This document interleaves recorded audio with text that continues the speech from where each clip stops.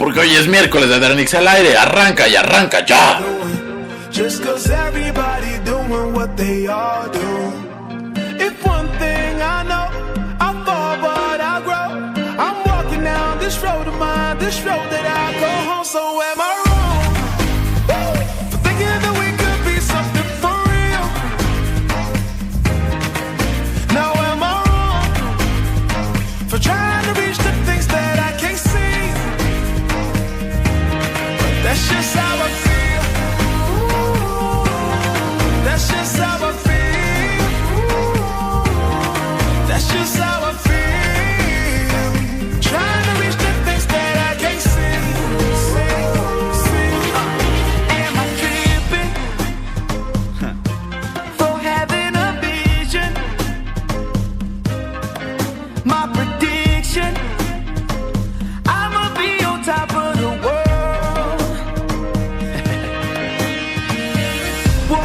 Don't look back, always do what you decide. Don't let them control your life, that's just how I feel. Oh, fight for yours, so don't let go. Don't let them compare, you know. Don't worry, you're not alone. That's just how we feel. Am I wrong? Am I wrong for thinking that we could be something for real? Oh yeah, yeah, yeah, yeah. Oh, now am I wrong? Am I wrong for trying to reach the things that I can't see? Oh yeah, yeah, yeah, yeah. Hola, buenas noches, ¿cómo están? Habla Adrenix y les doy la bienvenida a este programa que como ya se ha hecho costumbre, cada miércoles, cada semana que les venimos trayendo contenido interesante, contenido que nunca van a encontrar en alguna radiodifusora, en alguna televisora, en nada, porque bueno, el contenido que hacemos aquí, el contenido de calidad, pues es muy difícil de igualar y bueno, ya no hablemos de superarlo. Pues gracias por estar aquí, por los que están, por los que nos están escuchando, por los que les interesa escuchar algo atractivo, un programa que les nutra, que les lleve de conocimiento, porque creo que lo importante de usar este tipo de redes sociales, de utilizar el internet, de utilizar este tipo de tecnologías, pues es aprovechar lo que mejor para hacer conocimiento, para hacer más conciencia sobre distintos temas, sobre distintas cosas. Como en cada programa, les recuerdo que nos sigan en nuestras redes sociales, que estamos en Adrenixioner en Facebook, en Twitter también estamos como @Adrenixioner, en YouTube también estamos como Adrenixioner, para que nos sigan en todas nuestras redes sociales, en donde ponemos los programas, donde les compartimos algunas fotos sobre nosotros, donde también les compartimos información importante. Y bueno, y a propósito también de redes sociales, pues les comento que estamos transmitiendo por Spreaker, que es esta plataforma mediante la cual ustedes escuchan esta transmisión en vivo y después los escuchan en las repeticiones, donde ustedes también pueden bajar el podcast a su celular, a su dispositivo móvil, a su computadora, a su laptop, etcétera, donde ustedes gusten. Y bueno, también les comento que bueno, hablando de cosas importantes, si ustedes están ahí al pendiente de nuestras redes sociales, pues tuvimos la oportunidad y el gran privilegio de ir a la presentación del libro de mi querido Elic Troconis, quien es colaborador de aquí, de este programa, quien tiene la sección, la muy gustada sección, muy interesante como siempre, la sección literaria que tiene Elic. Y bueno, fuimos a la presentación de su novela, ahí en una residencial en Interlomas, en la cual bueno se presentó Asesino por religión. Esta es la primera novela publicada que es publicada por la editorial Rodrigo Porrúa a Elic. Y bueno, estuvimos ahí presentes, fue muy agradable estar ahí, presenciar algo tan importante, por lo cual pues muchas felicidades, Elic, eres grande. Y bueno, sé que será la primera presentación de muchas, porque bueno, tienes un ingenio y un talento muy grande para seguir con cosechando éxitos, escribiendo más libros, más novelas y haciendo lo que más te gusta, que es escribir. Y también hablando de eso, los queremos invitar a la presentación también de la novela de Elic, que va a ser el viernes 20 de febrero, del presente año, obviamente, a las 11 horas en el salón, en la Facultad de Filosofía y Letras de la UNAM, bueno, esto en Ciudad Universitaria, y bueno, pues ahí los invitamos para que estén presentes en este magno evento de la Facultad de Filosofía y Letras, en donde, bueno, el IC va a presentar su novela en la casa de estudios, donde, bueno, es mi alma mater, también la del IC, la de muchos que colaboramos en este programa, si no es que de todos. Bueno, pues hablando también de Lick y siguiendo por esta misma tónica, vamos a escuchar lo que nos preparó para esta noche, que sigue en esta tónica de la novela policíaca, de lo que había venido platicando las últimas semanas. Vamos a escucharlo y en un momento más regresamos. No se vayan, esto es Adrianix al aire. Hollywood, Jackson, Mississippi. If we show up, we gon' show out. Smoother than a fresh drop skipping.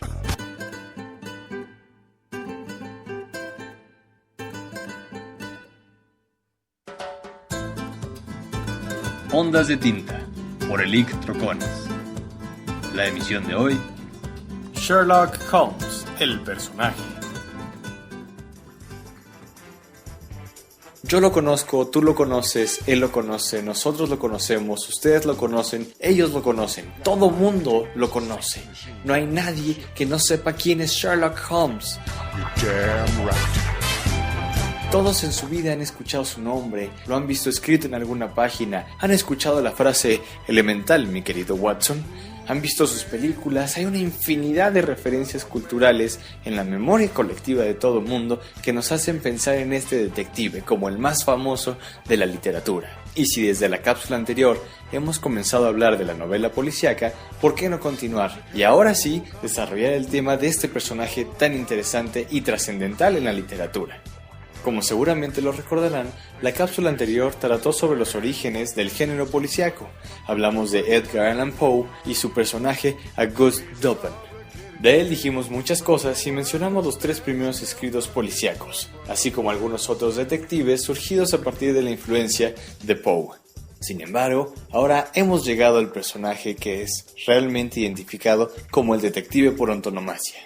Esto, sobra mencionarlo, es Ondas de Tinta, el espacio radiofónico en el que tomamos la tinta de los textos escritos para conversar sobre ciertos temas, no solo de la literatura, sino también de otras ramas del arte. Sobre Sherlock Holmes podríamos decir muchísimas cosas. Podríamos hablar de su autor, de las novelas en las que aparece, de las películas, de sus frases más famosas, muchas cosas.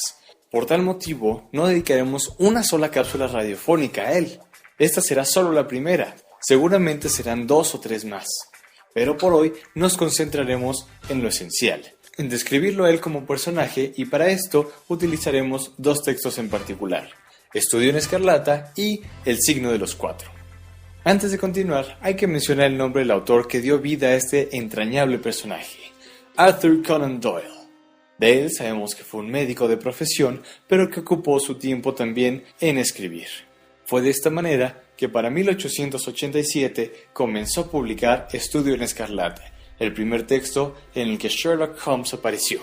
Es una novela corta muy interesante desde su inicio, pues en la primera página nos enteramos de que lo que estamos leyendo no es simple ficción, sino que ha sido extraído del diario de una persona, del doctor John H. Watson, John Hamish Watson si queremos el nombre completo. Al principio, el Dr. Watson nos describe que ha regresado a Inglaterra después de estar como médico en las campañas británicas en Afganistán, donde fue herido y ahora no tiene más remedio que estar en Londres. Sin embargo, la vida ahí es cara, y esto hace que John Watson busque a alguien con quien compartir un departamento donde quedarse. Afortunadamente, se encuentra con un viejo colega, quien le dice que sabe de otra persona que también está buscando un compañero para alquilar unas habitaciones en la calle de Baker Street. Es de esa manera que el Dr. Watson y su amigo parten al encuentro de esta otra persona. En el camino, el médico es advertido de que el otro individuo es un poco extraño. Sus maneras, sus modales no son los más regulares. Watson se extraña, pero no se asusta. No nos cuesta imaginar que esa persona es nadie menos que Sherlock Holmes. Tan pronto como el Dr. Watson llega al laboratorio de química en donde está Holmes, comienza a sorprenderse. Esto es, en primer lugar, porque tan pronto como estrecha la mano de Holmes, este le dice: «Veo que ha estado usted en tierras afganas». Watson queda sorprendido de esta declaración. Por supuesto que es cierto, pero ¿cómo es que Holmes lo supo? Sherlock no le da importancia y sigue con sus investigaciones en química. Durante esta corta entrevista, Sherlock Holmes pone al tanto al Dr. Watson de unas habitaciones en el 221B de la calle Baker Street. Y es así como al día siguiente acuden a revisar el departamento. Ambos piensan que el lugar es formidable y el alquiler, dividido entre los dos, es algo que pueden pagar.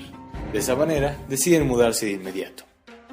Durante los primeros días de convivencia en el mismo departamento, Watson notará muchas cosas extrañas en Sherlock Holmes, desde su apariencia física hasta su oficio, el cual no termina por entender. Con respecto a lo primero, sus rasgos físicos, podemos encontrar una descripción que dice lo siguiente acerca de Holmes. Su misma apariencia y aspecto externos eran a propósito para llamar la atención del más casual observador. En altura, andaba antes por encima que por debajo de los 6 pies, aunque la delgadez extrema exageraba considerablemente esa estatura. Los ojos eran agudos y penetrantes, salvo en los periodos de sopor a los que he aludido, y su fina nariz de ave rapaz le daba no sé qué aire de viveza y determinación.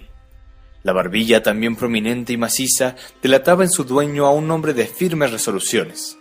Las manos aparecían siempre manchadas de tinta y distintos productos químicos, siendo, sin embargo, de una exquisita delicadeza, como innumerables veces eché de ver por el modo en que manejaba Holmes sus frágiles instrumentos de física. El Dr. Watson también se dará cuenta de que Sherlock Holmes fuma tabaco fuerte y disfruta sobre todo de una buena pipa. Además, toca el violín, pero no solo interpreta piezas de otros compositores, sino que él crea sus propias melodías. Sabemos también que es un experto boxeador y un esgrimista de palo y espada. Además de todo, y por si fuera poco, Sherlock Holmes cocina, y no cualquier cosa, sino platillos tan finos como ostras. Con respecto a su oficio, lo que extraña a Watson es que Sherlock Holmes siempre está recibiendo visitas en su departamento. Pronto nos enteraremos de que Sherlock Holmes es un detective asesor, o, como él mismo se califica, un detective de consulta extraoficial. En el momento en que Sherlock Holmes le confiesa esto a Watson, reciben la carta que un agente de Scotland Yard le ha enviado a Holmes. En ella, le dice que están ante un caso extraño, que ha habido un homicidio irregular y que necesitan su asesoría. De esa manera, Sherlock Holmes tiene la oportunidad de mostrarle a Watson cuál es su trabajo y qué tan difícil puede ser para otros, pero no para él. De inmediato, Holmes y Watson se trasladan a la escena del crimen, y ahí comienzan un peritaje exhaustivo. Los métodos de Holmes son sumamente particulares. Un párrafo del diario de John Watson basta para señalarlos. Desenterró de su bolsillo una cinta métrica y una lupa, de grueso cristal y redonda armadura. Pertrechado con semejantes herramientas, se aprestó después a una silenciosa exploración de la pieza, deteniéndose unas veces, arrodillándose otras, llegando incluso a ponerse de bruces en el suelo en determinada ocasión. Tan absorto se hallaba por la tarea que parecía haber olvidado nuestra presencia, estableciendo consigo mismo un diálogo compuesto de un pintoresco conjunto de exclamaciones, gruñidos, susurros y ligeros gritos de triunfo y ánimo, emitidos en ininterrumpida sucesión. Imposible era, frente a parejo espectáculo, no darse a pensar en un sabueso bien entrenado y de pura sangre en persecución de su presa, ora haciendo camino, ora deshaciendo lo andado, anhelante siempre hasta el hallazgo de rastro perdido. Imaginemos a Sherlock Holmes como esto, como un sabueso que examina cada milímetro cuadrado del lugar. Después de esto, de solo conocer la habitación, Sherlock Holmes deja en ridículo a Gregson y a Lestrade, los dos detectives de Scotland Yard, al decirles que todas sus hipótesis son incorrectas y que él ya sabe incluso físicamente cómo es el responsable del crimen. Lo interesante de Estudio en Escarlata es que veremos una historia que no se desarrolla únicamente en Londres, ni siquiera en Inglaterra o en Europa. Sus fronteras trascienden este continente y deberán atravesar el Atlántico, al menos de manera hipotética, para dar con el meollo de este caso. Queda de tarea leer esta primera novela y ahora nos referiremos a El signo de los cuatro. Esta historia se publicó en 1890 y presenta, nuevamente, a Sherlock Holmes y al Dr. Watson como los protagonistas. En esta ocasión, el conflicto se presenta cuando una mujer, Mary Mornstar, llega al departamento de Baker Street a consultar a Sherlock Holmes. Ahí le informa que esa mañana ha recibido una carta muy sospechosa en la que la citan esa misma tarde. Hay varios misterios alrededor del documento, pero afortunadamente la persona que cita a Mary Mornstern le permite, si es que desconfía del remitente anónimo, llevar a 2 personas de su entera confianza. Es así como Sherlock Holmes y el Dr. Watson pueden acompañarla esa noche. Horas después, se enteran de que el caso involucra un gran tesoro, una fortuna inmensa que podría estar en manos de la señorita Mornstern. Sin embargo, hacerse de esa riqueza no es tan fácil, e incluso deben enfrentar la muerte de una persona. Aquí, nuevamente, nos vemos con una historia que no se queda en Londres, sino que tiene orígenes mucho más lejanos, en este caso, en el continente asiático. Aquí, al igual que en Estudio en Escarlata, Arthur Conan Doyle intercala narraciones de tipo histórico con narraciones policíacas. Además de todo, en El signo de los 4 podemos encontrar una fascinante historia de amor, ya que desde su primer encuentro, el Dr. John Watson queda perdidamente enamorado de Mary Mornstern. Las que hemos mencionado son solo 2 de las historias protagonizadas por Sherlock Holmes. En realidad, este personaje aparece en 60 escritos, 4 novelas y 56 novelas cortas. Pero, ¿acaso es esto todo lo que se ha escrito sobre Sherlock Holmes? ¿Todo lo que se ha filmado sobre Sherlock Holmes? En absoluto. Hay más de 200 películas sobre él. Hay muchos escritos protagonizados por él, pero no escritos por Arthur Conan Doyle. Tal como los textos originales, Sherlock Holmes no permanece solo en Londres, no permanece solo en la pluma de su autor. No, Sherlock Holmes no ha muerto, puesto que hay gente, aún hoy en día, que sigue escribiendo sus aventuras. En esta cápsula hemos intentado describir a Sherlock Holmes, pero eso no es suficiente para abordar a este personaje. Podemos hablar de las películas en las que aparece, de otros escritos de Arthur Conan Doyle que él protagoniza, pero también de muchas historias escritas por otros autores en las que él es el personaje principal. Queda también hablar de otros detectives que cobraron vida en los mismos años que él.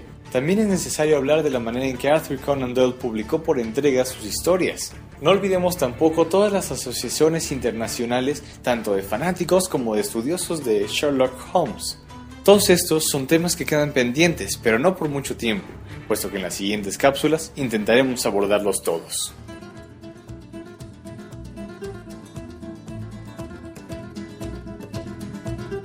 Esto fue Ondas de Tinta, por Electroconis. La emisión de hoy: Sherlock Holmes, el personaje. I'm too hot. Call the police and the fireman. I'm too hot. Make a dragon wanna retire, man. I'm too hot. Bitch, say my name, you know who I am. I'm too hot. And my band about that money. Break it down. Bien, muchas gracias a mi querido Elic por esa cápsula de Sherlock Holmes, que como él ya lo mencionaba, pues sí, ¿quién no ha escuchado Sherlock Holmes? ¿Quién no ha leído un poco sobre esta historia o ha visto alguna de las series que se han hecho con base en este personaje pues famosísimo y que bueno, Elic va a estar hablando sobre él en las diversas partes de este programa, en las distintas secciones, que bueno, más adelante va a seguir hablando de eso en los próximos programas. Y bueno, esto también es la idea de esta sección de literatura, pues también es invitarlos a que se interesen para leer las distintas obras que presenta el IC en las cápsulas. Es para darles una probadita y que se animen a leer algo, o incluso no importa que no lean lo que el IC les recomienda, pues simplemente con leer algún libro me parece que es más que suficiente. Quiero leerles parte de lo que Javier Mancilla muy amablemente nos mandó en esta ocasión. Esta es una anécdota en la cual bueno, pues todos los datos son reales, pero pues por distintos problemas, para evitar problemas y para evitar algún conflicto, bueno, pues Javier decidió utilizar sinónimos, utilizar seudónimos para contar esta historia. Y bueno, voy a platicarles. Esto, bueno, lo platica Javier. Dice: hace poco, más de una semana, me encontraba tomando un café con un buen amigo y frente a nosotros estaba nuestro invitado. En mi mente le he apodado el genio dormido, pues su rostro muestra tranquilidad, pero no es una paz interior verdadera, sino un reflejo de calma inducido por su propio deseo de mantenerse cuerdo. de dejar atrás las frustraciones y la impotencia vivida en tiempos pasados y simplemente dormir. Dormir en un sueño vacío, desconectado de la realidad, tranquilo. El hombre sentado frente a nosotros desarrolló un invento magnífico. Junto a uno de sus estudiantes trabajaron día y noche en lo que él llama su proyecto. Un proyecto que les dio de vivir por muchos meses. Por muchos meses hasta el punto en que... Esta historia la verdad es que es entre coraje y tristeza, es una combinación que bueno. Y bueno, un proyecto que les dio de vivir por muchos meses hasta el punto que él llegó a pensar que tanta vida le había dado a su proyecto y sobre todo el haberlo visto terminado en su primera etapa, que dejó de pensar que quedaba mucha vida por delante. Él cree haber vivido suficiente y se siente satisfecho de ello. Ante nuestros ojos el hombre abre su mochila, una mochila que dice que es lo único que carga desde hace algún tiempo, pues no necesita más que eso y su alma para sobrevivir todos los días. Tiene coche pero no lo usa, camina con su mochila todos los días y usa el transporte público. Dice que entre las calles y los mares de gente se siente tranquilo y aislado. Solo busca cumplir en su trabajo y llegar por las tardes a ver a su familia. De su mochila saca una botella azul. Dice que ahí está todo, su más grande invento contenido dentro de esa botella. Nos explica que antes de nuestra cita sacó un poco de líquido contenido en la botella y aplicó una capa de su invento al exterior del contenedor azul que sostenía en sus manos. Entonces desprende esa capa de la botella y nos explica que se trata de plástico que él y su alumno inventaron. Lo hace bolita y lo echa a su taza de café.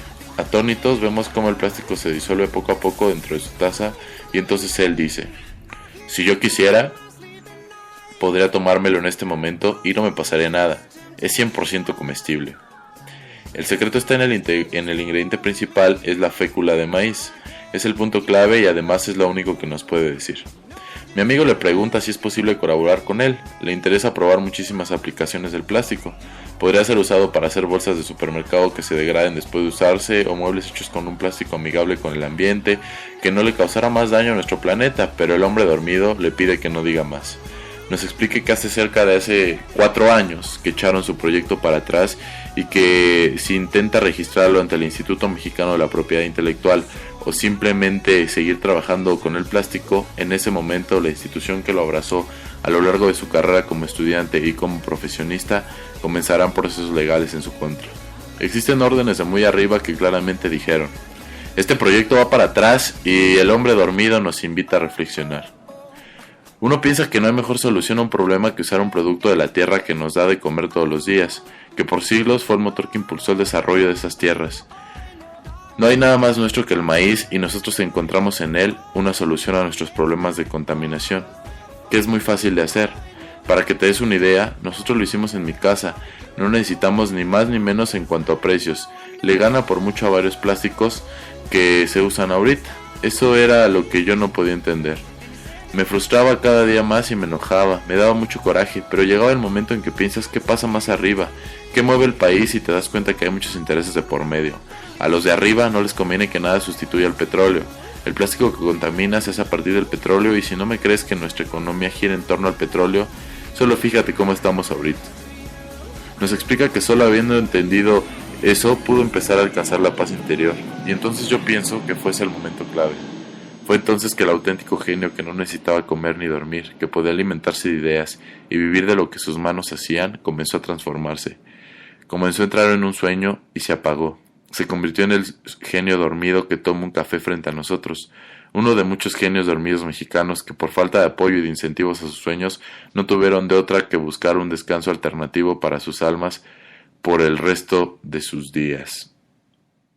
Y bueno, esta es una historia que bueno, por protección a este investigador y también para evitar problemas con las instituciones que también echaron este proyecto para atrás, bueno, vamos a evitar decirlas, pero es la triste realidad de este país, es lo que se está viviendo, es lo que se vive día con día y no solamente de ese lado de la ciencia, sino en muchos aspectos científicos. Hay muchísimos proyectos que se echan para atrás, hay muchísimos proyectos muy buenos que pueden ayudar no solamente al país, sino al medio ambiente que tan deteriorado está. Y bueno, se echan para atrás por intereses, por cúpulas que dominan, que tienen el poder y que simplemente no lo quieren soltar, y que en lugar de promover y ayudar a los genios mexicanos, a la gente con talento, a la gente que desarrolla cosas nuevas, a la gente que inventa algo muy productivo y muy bueno, pues simplemente no se les dé el apoyo. Al no ser registrado este plástico, bueno, pues ahora reciben la noticia de que en Europa ya hay incluso una línea de automóviles que lo va a empezar a usar este sistema para piezas de sus automóviles. Y bueno, ahí está, pero luego nos andamos quejando que el petróleo, que etcétera, etcétera, etcétera, que no podemos vivir sin él. Y en efecto, el petróleo en México es un tema muy importante. Hasta antes de la reforma energética, bueno, pues generaba muchísimos ingresos para el país, esta paraestatal, Pemex, pero a partir de la reforma energética se ha hecho, bueno, pues eso ya no va a ser así, se van a tener que cobrar por obvias razones más impuestos, y esta situación es lamentable, que no se apoye el talento mexicano, que no se apoye un proyecto tan bueno, un proyecto tan visionario, tan adelantado a la época, y que sobre todo pues salió de aquí, de México, de mentes mexicanas, de investigadores y de jóvenes mexicanos. Y bueno, pues no se vale, y no se vale que estemos a expensas de estas instituciones, y que sobre todo, bueno, atenten contra las personas que de cierta manera o no tratan de sacar adelante este país, de cada quien desde su trinchera. Pero bueno, uno de los lugares más importantes en los que hay que trabajar para que un país salga adelante, pues es la investigación y el desarrollo, es decir, crear tecnologías, crear lo necesario para que sea posible generar nuevas tecnologías que puedan ser vendidas, y así adquirir más recursos, y no simplemente estar importando todas las tecnologías de los demás países, que pues muchas veces, la mayoría de las veces, pues son tecnologías ya viejas, porque bueno, ningún país te va a vender la última tecnología. Pero bueno, seguimos empeñados en estar en este régimen económico, en este régimen político, en estas medidas económico-políticas. Y hasta que eso no cambie, hasta que no entendamos que tenemos que apoyar la investigación y el desarrollo, y qué mejor que en México hay gente muy talentosa, pues vamos a conseguir hacer algo. En fin, pues ahí está. Y lo peor de todo, nada más para concluir, es que tipos como este sujeto que inventó este plástico, bueno, pues hay muchísimos en este país que también son amenazados, que son amedrentados, y que desgraciadamente no pueden llevar adelante sus proyectos. Bien, pues ya se está terminando la primera parte de este programa. Los espero para la segunda parte, porque vamos a hablar de cine, vamos a hablar de espectáculos, vamos a hablar de muchas cosas más que tenemos preparados para ustedes. Y para aquellos que no aprueban los proyectos, pues qué mal, y en fin, bueno, pues aquí está la primera parte, y nos escuchamos en 15 minutos más para la segunda parte de este programa. A los que no creyeron, con perdón de las damas, que la chupen, que la sigan chupando. Y es para los que no creen en el talento mexicano.